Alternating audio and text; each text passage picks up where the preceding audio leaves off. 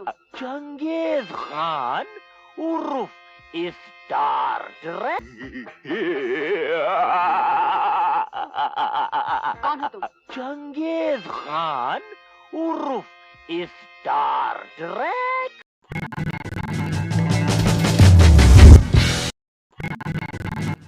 जो दुनिया को हंसाता है वो अंदर से रोता है। जगदीप अक्सर ये बात कहते थे कि जो दुनिया को रुला सकता है वो दुनिया को हंसा भी सकता है।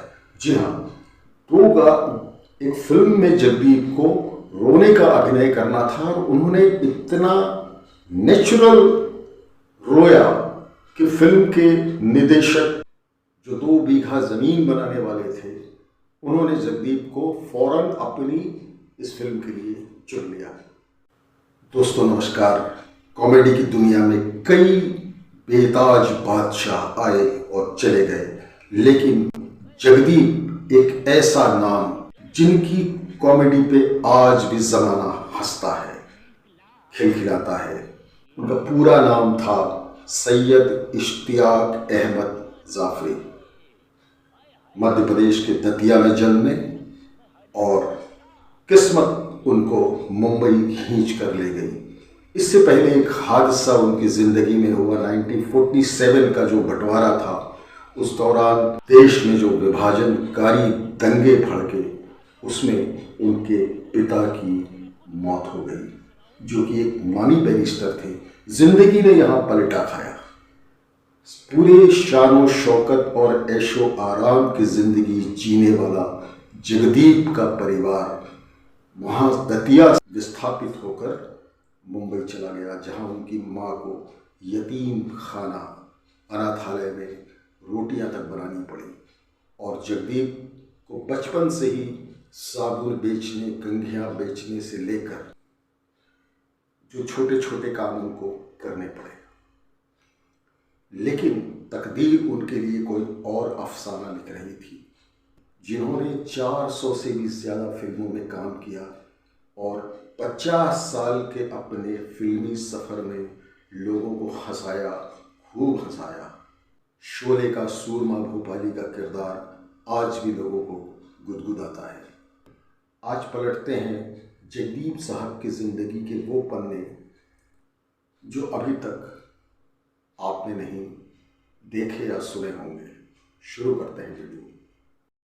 दोस्तों, जगदीप ने अपनी ज़िंदगी में बेपनाह संघर्ष किया था और उनको बचपन में फाका कशी के उस दौर से भी गुजरना पड़ा था, जिसने उनको ज़िंदगी का ऐसा पाठ पढ़ाया कि वे एक सफल अभिनेता के रूप में उभर गए।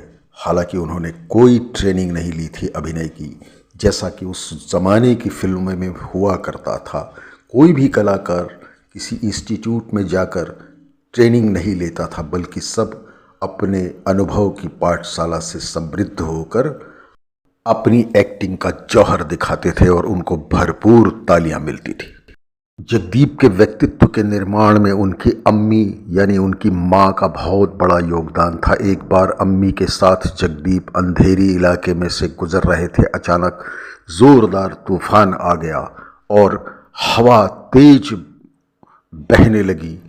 एक टीन का शेड उड़कर उनकी अम्मी के पाँव में आकर लगा और खून बहने लगा।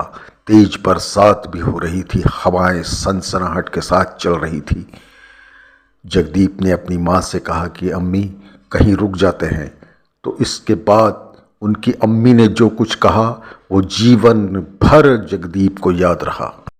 उस वक्त उनकी अम्मी ने कहा था कि वो राही क्या जो थक कर बैठ जाए और वो मंजिल क्या जो आसानी से मिल जाए। जगदीप ने ये बात गांठ बांध ली।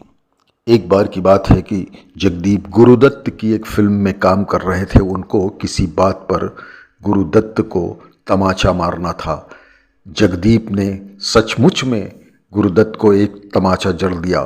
सेट पर हंगामा मच गया, लेकिन गुरुदत्त ने आकर बीच बचाव में कहा कि मैं इस फिल्म में जो किरदार अभिनीत कर रहा हूँ वो एक डायरेक्टर का या मेरे रसूख का नहीं है, बल्कि जो किरदार है उसमें उसका तमाचा खाना बहुत ज़रूरी है।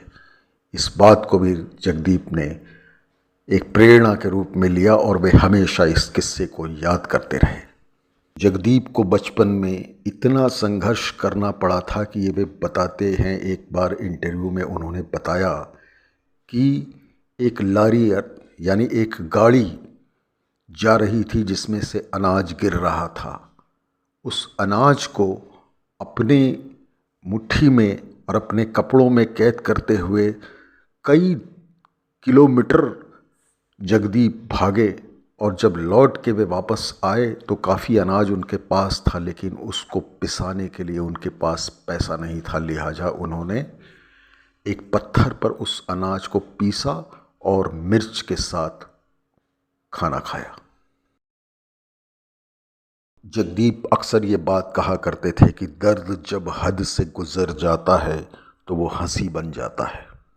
हम पंछी एक डाल के फिल्म में जगदीप ने इतना ज़बरदस्त अभिनय किया था कि उस दौर के प्रधानमंत्री पंडित जवाहरलाल नेहरू ने उस फिल्म के सभी कलाकारों को बुलाया और ट्रॉफियाँ दी, लेकिन जब जगदीप का नंबर आया तो ट्रॉफियाँ ख़त्म हो चुकी थी। पंडित नेहरू ने जगदीप से माफ़ी मांगी और कहा कि ये छड़ी मैं तुमको दे रहा हूँ, इसको अपने पास रखना। जगदीप ने जीवन भर वो छड़ी संभाल कर रखी।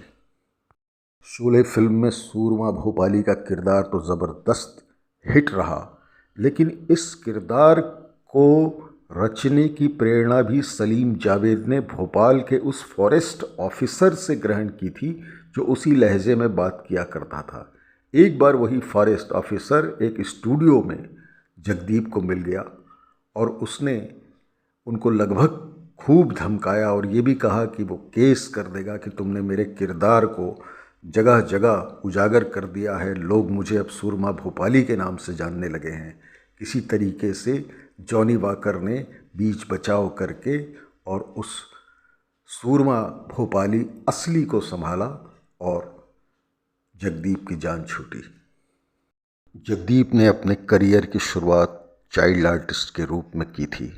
1951 में फिल्म बनी थी अफसाना, जिसके निर्देशक थे B.R. चोपड़ा। जी हाँ, वही B.R. चोपड़ा जिन्होंने महाभारत सीरियल बनाया था और इंसाफ का तराजू जैसी कई फिल्में बनाई थी। B.R. चोपड़ा की उस फिल्म में जगदीप को भीड़ में बाल कलाकार के रूप में काम मिला था। उसी भीड़ में एक संवाद के दौरान किसी बच्चे को उर्दू बोलनी नहीं आती थी और B.R. चोपड़ा के छोटे भाई यश चोपड़ा जो उस फिल्म को असिस्ट कर रहे थे, उन्होंने भीड़ के बच्चों से पूछा कि क्या किसी बच्चे को उर्दू बोलना आता है। जगदीप भी उस भीड़ में थे क्योंकि उनको 3 रुपए मजदूरी के लिए भीड़ में ले जाया गया था। जगदीप ने अपने एक साथी से पूछा कि उर्दू में संवाद बोलने से क्या मिलेगा। उस साथी बच्चे ने जगदीप से कहा 6 रुपया मिलेगा। तो जगदीप ने फ़ौरन हाथ खड़ा कर दिया और पूरे कॉन्फिडेंस के साथ कहा कि मैं फिल्म का डायलॉग बोल दूंगा। उन्होंने यश चोपड़ा और B.R. चोपड़ा के सामने उर्दू में पूरे संवाद बोले, क्योंकि उनके परिवार का ताल्लुक जिस माहौल से था उसमें उर्दू पूरी नफासत के साथ बोली जाती थी। फिल्म में जगदीप को 6 रुपए मेहनताने मिले। उन्हीं दिनों किशोर कुमार की फिल्म धोबी डॉक्टर बन रही थी, जिसमें उनके बचपन का किरदार जगदीप ने निभाया था और उनको किसी दृश्य में रोना था। जगदीप ने ये रोने का अभिनय इतनी नेचुरल एक्टिंग के साथ किया कि डायरेक्टर बिमल राय जो उस सेट पर मौजूद थे, उन्होंने फ़ौरन उस दृश्य को देखकर जगदीप को अपनी आगामी फिल्म 2 बीघा ज़मीन के लिए कास्ट कर लिया। 1953 में फिल्म बनी थी फुटपाथ। इसमें जगदीप नाम के किरदार के साथ ही इश्तियाक अहमद जाफरी ने अभिनय किया था, लिहाजा ये नाम उनको फिल्मों में दे दिया गया और ये नाम चल पड़ा।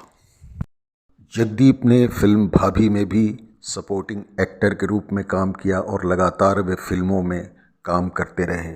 नायक के रूप में भी उनको कई फिल्में मिली, लेकिन वो ब्लैक एंड वाइट का दौर था और जगदीप बताते रहे हैं कि जब उनको नायक के रूप में फिल्में मिली तब तक रंगीन फिल्मों का ज़माना आ चुका था, लिहाजा वो फिल्में या तो ज़्यादा नहीं चल पाई या डिब्बे में बंद होकर रह गईं।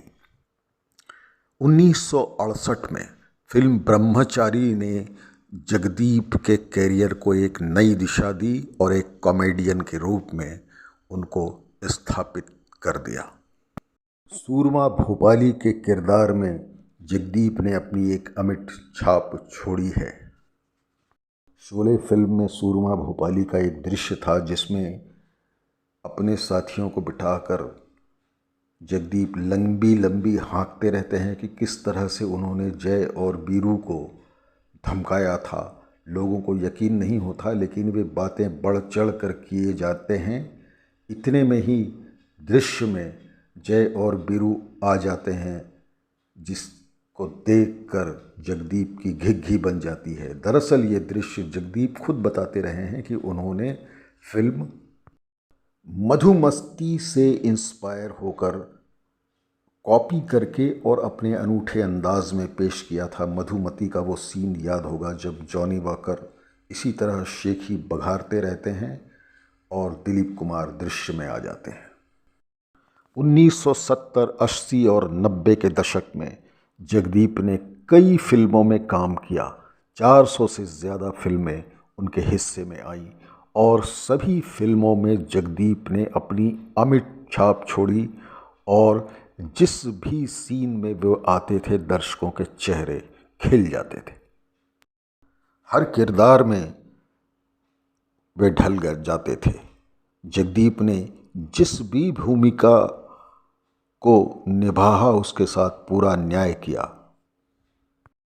सन 2020 में कोरोना काल में ही जगदीप 81 वर्ष की अवस्था में ये फ़ानी दुनिया छोड़ गए। उनके चाहने वाले आज भी उनकी फिल्मों को बड़े चाव से देखते हैं और उनको याद करते हैं। यायावर परिवार की तरफ से जगदीप को शत शत नमन।